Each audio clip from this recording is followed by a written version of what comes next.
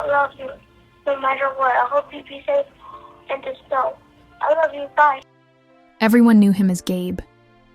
He was a bright, kind-hearted boy, always full of energy and always smiling.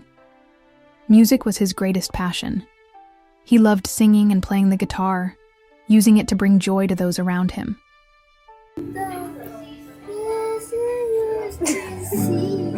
By the time he was 5, Gabe had already decided what he wanted to be when he grew up. He dreamed of joining the army, protecting people, and making a difference.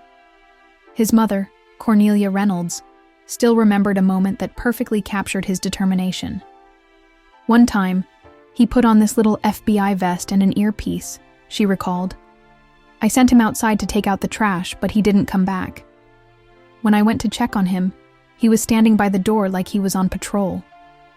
Gabe's father, Benyam Taye, no longer lived with them, but they remained close.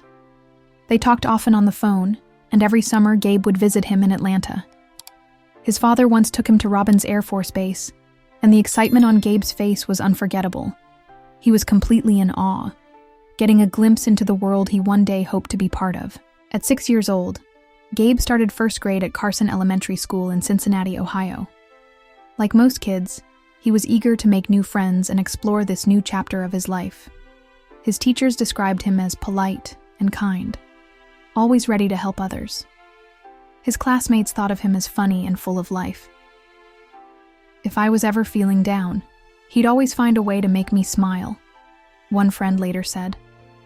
At home, Gabe loved telling his mom all about his school days, what he had learned, the friends he had made. But over time, that excitement faded. The hallways that once felt full of possibility started to feel different. Not long after he started school, something happened that left his mother worried. One afternoon, Gabe came home with visible injuries on his face. When Cornelia asked the school about it, they brushed it off, saying it was just a playground accident. She wanted to believe them, but not long after, Gabe had to have 2 of his front teeth removed. The school never gave a clear explanation of what had happened. Gabe didn't complain. He never did. But looking back, that moment was just the beginning. By the time he entered 2nd grade, things had started to take a darker turn. In the first few months, another student hurt him at school, but no one informed his mother. Later, he was injured again, this time badly enough that he had to see the school nurse. Yet once again, Cornelia wasn't told. She only found out much later. As the year went on, another incident happened on the playground. The school said disciplined another student for it, but they never gave Gabe's parents any real details about what had taken place. At home, Cornelia started to notice small changes in her son. He wasn't as talkative about school anymore. Some days, he came home quieter than usual. But she had no idea what was really going on behind the walls of Carson Elementary. Then, in 2016, Gabe turned 8 and started 3rd grade. Within just a few weeks of the new school year, there was another incident. This time, the school claimed Gabe had hurt another student and gave him a consequence for it. But later, some believed Gabe had only been trying to defend himself. Instead of taking the time to truly understand what had happened, the school placed the blame on him. And things didn't stop there. His mother never received a call. The school claimed they left a voicemail, but Cornelia later said she never got it. Even though Gabe's father, Benyam, was listed as an emergency contact, he was never contacted either. As the school year progressed, the incidents didn't stop. Another troubling situation occurred, and once again, no communication came home. Days later, Gabe found himself targeted by another classmate. When he tried to protect himself, the school warned him that if he reacted again, he would face consequences. Meanwhile, the student who had started the altercation faced no real punishment. Then, later that year, Gabe sustained a head injury on the playground. When Cornelia requested to see the surveillance footage, the school refused. Once again, she was left in the dark. And when the new year began, things only worsened. On January 9th, 2017, Gabe had another distressing encounter with classmates. But instead of receiving the support he needed, He was left to handle it on his own. Later that year, an incident on the playground left him injured. Again, when Cornelia asked for more details, she didn't get clear answers. On January 24, 2017, just 2 days before everything changed, Gabe walked into the school restroom, unaware of what was about to happen. Another student had already been bothering others in there.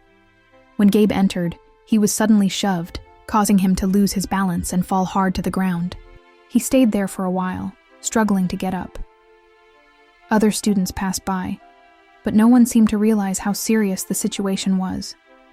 Eventually, a staff member arrived, but the school didn't follow up as they should have. Later that day, Gabe was sent home. The school told Cornelia that he had simply fainted, but she didn't know the full extent of what had happened that day. That night, Gabe felt unwell. He had a terrible stomach ache and kept throwing up.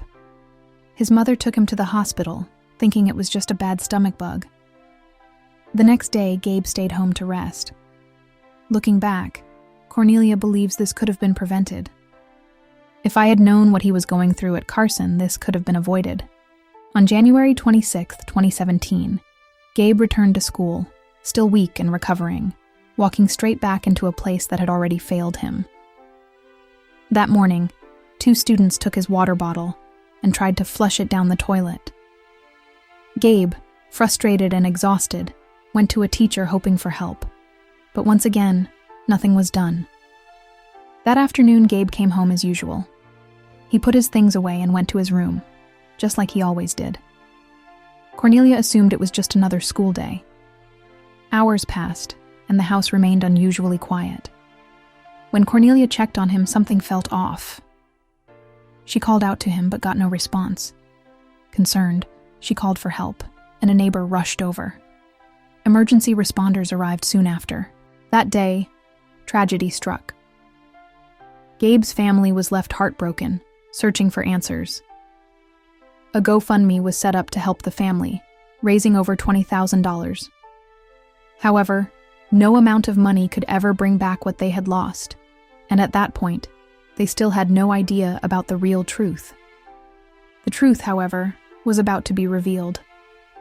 A few weeks after Gabe's passing, his parents were given access to the school's surveillance footage. They had been seeking answers, but nothing could have prepared them for what they saw. The video showed a moment that had previously gone unnoticed. Gabe had been involved in an incident at school, one that left him clearly unwell. Instead of receiving immediate medical attention, he was sent home without a full explanation. His parents were never properly informed about what happened that day. They had no idea Gabe had been struggling and didn't realize how serious things might have been. The footage raised even more questions about how the school handled student safety. After the surveillance footage was revealed, other parents spoke out about bullying at Carson Elementary. Catherine Lundy shared how she had removed her 2 children from the school years earlier due to bullying.